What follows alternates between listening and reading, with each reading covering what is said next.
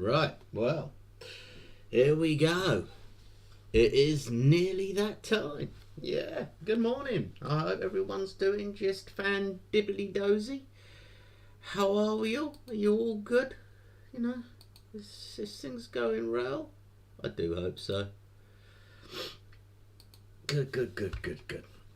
I'll give you everyone a chance just to catch up. I'm sorting myself out. I'm thinking about what's going on. And away we go.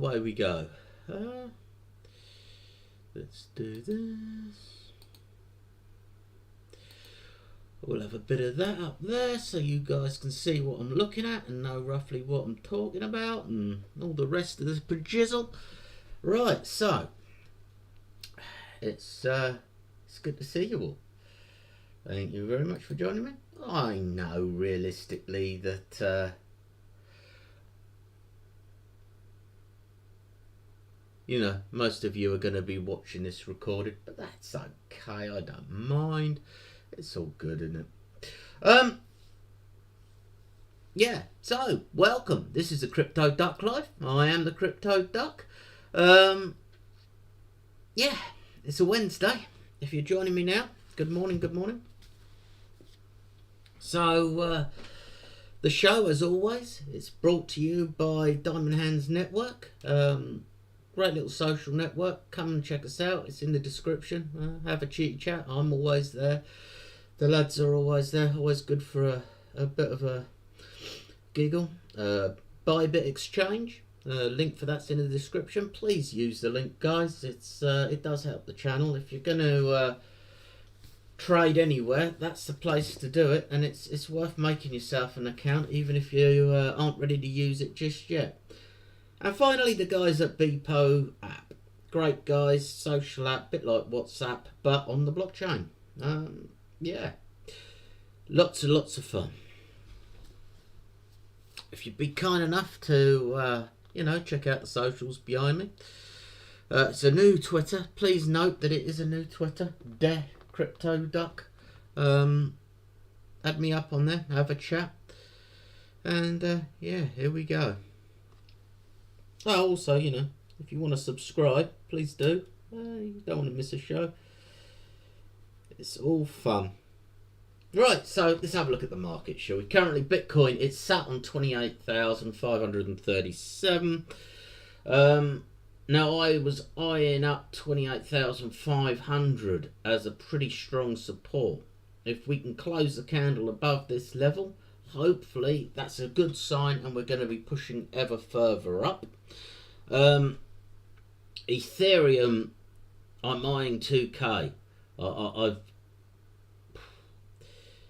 been saying for a while that we're going to see Ethereum close that gap a little bit because the Bitcoin dominance is just too high at the minute. As Ethereum closes the gap, that will start altcoin season and it will pull everything up with it. And that's what we've seen the last few days. We have seen Ethereum pull that little bit closer. It is going very well indeed. For the week, Ethereum's up around about 8%. About nearly 3% for the day. And hopefully that will continue. Whereas Bitcoin for the day. And hopefully that will continue. Whereas Bitcoin's 1% up for the day. So, yeah, it's looking good on both of those fronts. And I'm sure we'll see the other altcoins pull up nicely as well. Want to have a little discussion about some news topics now. First, let's go, because this is affecting the markets massively. The banking crisis. Look, it's not over. I know the banks are playing it down. I know some mainstream media is not really pushing it or saying much about it, but this is a global crisis. The banks have fucked up again big time, much like 2008. I was reading one news report, I can't even remember who it was, but it was somebody high up in the banking, and he was saying he's expecting this crisis to last a year. So you know, that's a year playing into crypto's hands. And as I say, this isn't just an American issue. This is a worldwide issue. We've already had Deutsche Bank look very, very dodgy. And there's issue in China with the Chinese banks. So, yeah. Now, what's happening with that? Well, the money isn't covered. So if people lose faith in banking, they've got to put it in something else. Now that means gold and Bitcoin. And to give you an idea of how that is affecting, tokenized gold has already gone past the $1 billion market cap. So yes, it is going to help us. It is going to push money into the crypto markets, and that can only be a good thing for us. And it will probably bring about scrutiny and yet more regulation and more eyes on us. But that's not necessarily a bad thing. Not really. Not in the long term, anyway.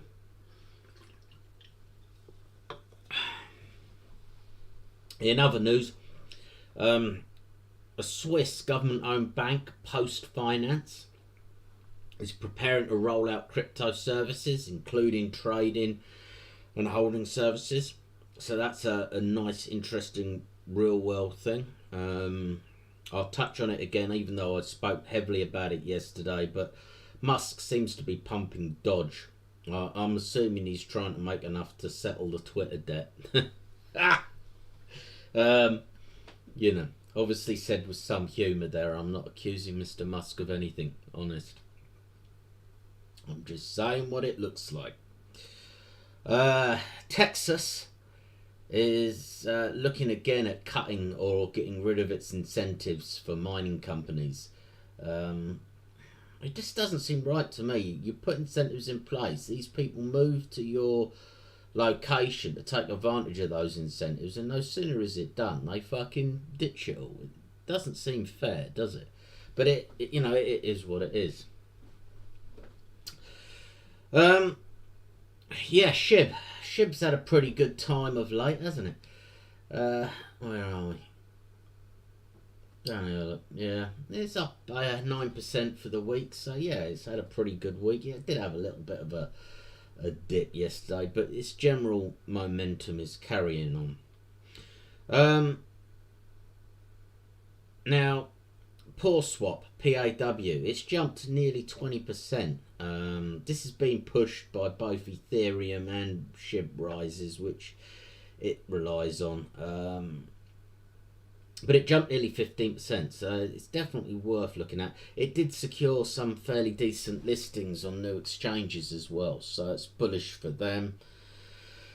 Bitso and Ripple have done a press release, really pushing Ripple's crypto for business and its move into the remittance market.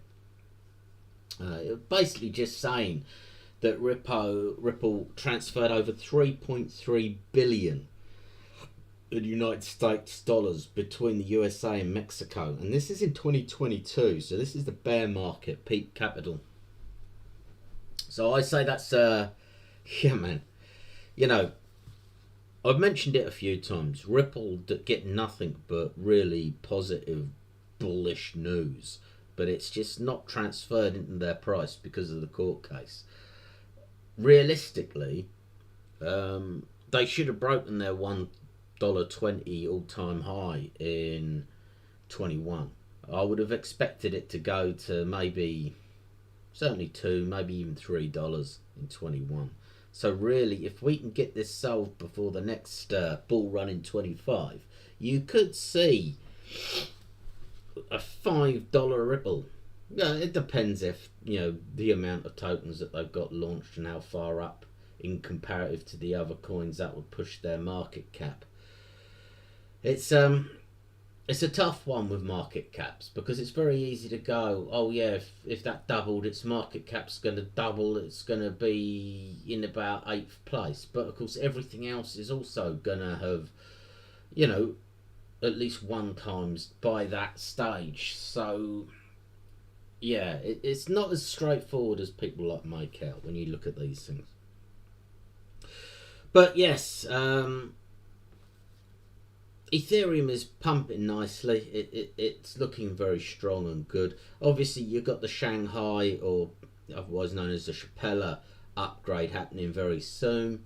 All eyes are on it for that. I mean, I'm bullish. I know, look, a lot of people are saying that, you know, oh, when this upgrade happens, there's going to be all of this Ethereum being sold. I really don't buy that narrative, in the sense that people that have locked up their Ethereum knowing that they couldn't withdraw it and cash it in for this unknown period of time, because they don't know, or they didn't know, when this Shanghai upgrade was going to go through to allow them to unstake it. I just don't buy that any of them are going to be in a rush to suddenly unstake and sell their ETH. To me, the type of people that would have locked that in place are the type of people that fully intend to keep that locked in place. And the Shanghai upgrade is going to actually encourage even more Ethereum to get locked in place. So, yeah, I don't buy this doom and gloom, all this Ethereum's going to sell malarkey. I'm bullish for Ethereum majorly. Binance has launched a direct fiat to crypto service in Argentina, so all of the FUD and concern of Binance is not slowing them down with their push forward. Ralph Lauren are allowing in-store crypto payments and is also offering NFTs in their Miami branch. Good old Miami, it's the fucking crypto hub, isn't it? Eh? I don't know if you guys have ever been. I loved Miami, it was great. Sentiment, which is a DeFi lending platform, was exploited for over $1 million in the last 24 hours. So, yeah, here's hoping that, you know, white hat or gets returned, or they end up paying just a reasonable amount and get the majority of that back. But at the minute, there's no details on that. They're just out, so keep an eye out. Garda Wallet. Now, Garda Wallet have teamed up with Simplex to do a big promotion, and they're offering zero fee crypto purchases. So that's definitely worth checking out. And I've not reviewed or looked into the Garda Wallet at all, so I can't give you an honest opinion on that. But, you know, that promotion is going on, so it's worth looking into. I wanted to touch briefly on Arbitrum. Loads of hype with Arbitrum, loads and loads of FUD with Arbitrum, loads of hype again with Arbitrum. I've mentioned it on and off now since Christmas time, long before the token was actually released. Now, Arbitrum's a layer 2, which runs on Ethereum. I'm going to assume that if you're watching this show, you probably know what that means, so I'm not going to go into that. And it's in a very good spot at the minute, and it should increase quite nicely. It's going to be them versus Polygon, and if you look where Polygon is on the charts, it'll give you an idea how far up Arbitrum can push. These two are going to go head and head for the layer 2. I mean, Arbitrum's got some fantastic projects on it that's also probably worth you looking into. You've got Synapse, SYN, you've got Gains Network, GNS, you've got Genosis, GNO. Yeah, just wanted to touch on it. I mean, I'm sure most of you have been looked into it anyway by now, but it's worth mentioning, and it keeping you updated and all of that. And one of my mates, he always wants the best of both worlds. He wants that token that's safe, that's guaranteed to not disappear, or as close to guaranteed as you can get with these kind of things. But he's not happy with that 5 to 10 times increase that he's going to get with Bitcoin or Ethereum in the next bull run.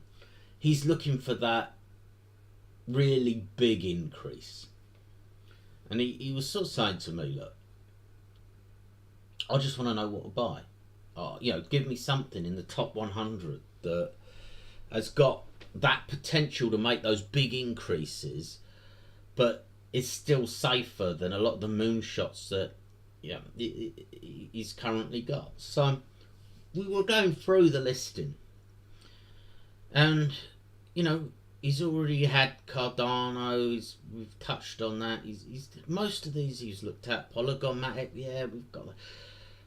And we looked at Solana. Now Solana and DOT, they're in 11th and 12th place.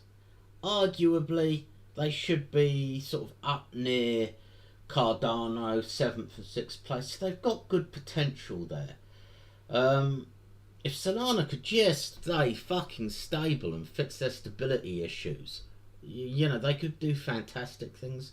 DOT is a brilliant network, but their biggest strength is also their biggest weakness, in the sense of they are very protective about what projects get built on DOT.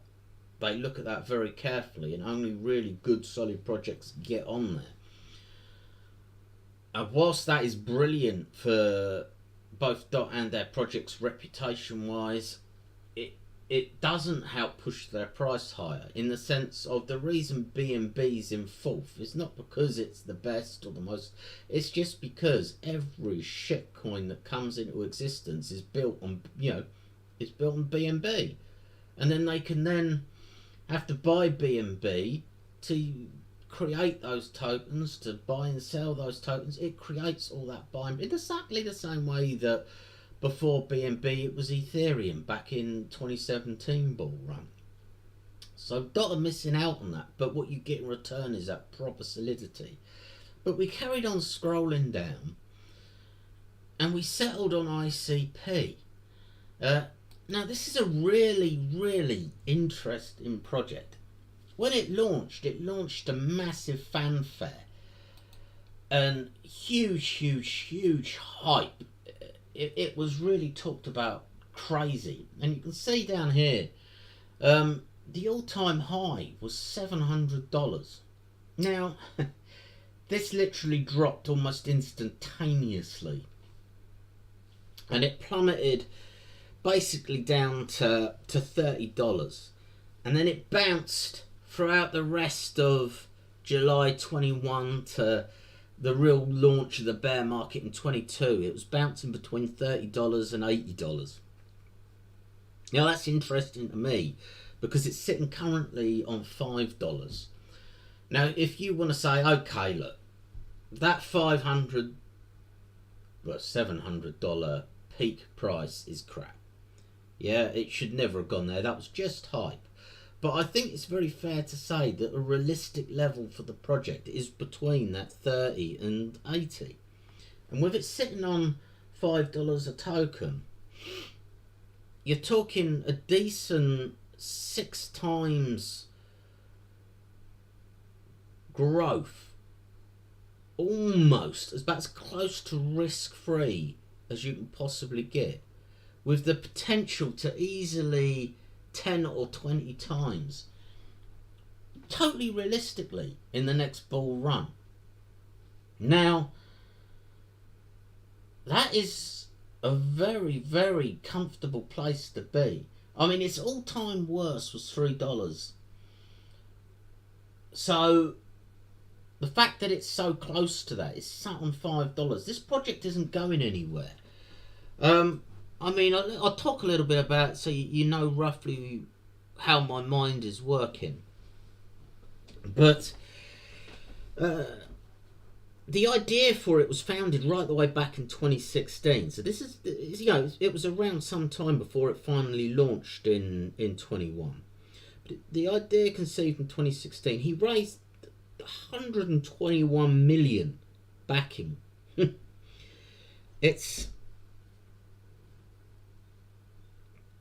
The blockchain is basically designed to make it very easy to create Web 2, Web 3 contracts and dApps that run entirely on the blockchain.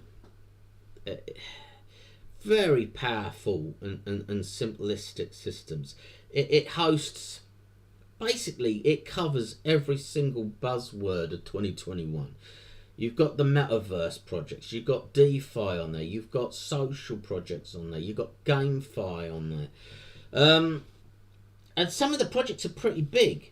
I mean, you've got Dmail, OpenChat, District, DSocial. I mean, between those, you're talking hundreds of thousands of active users.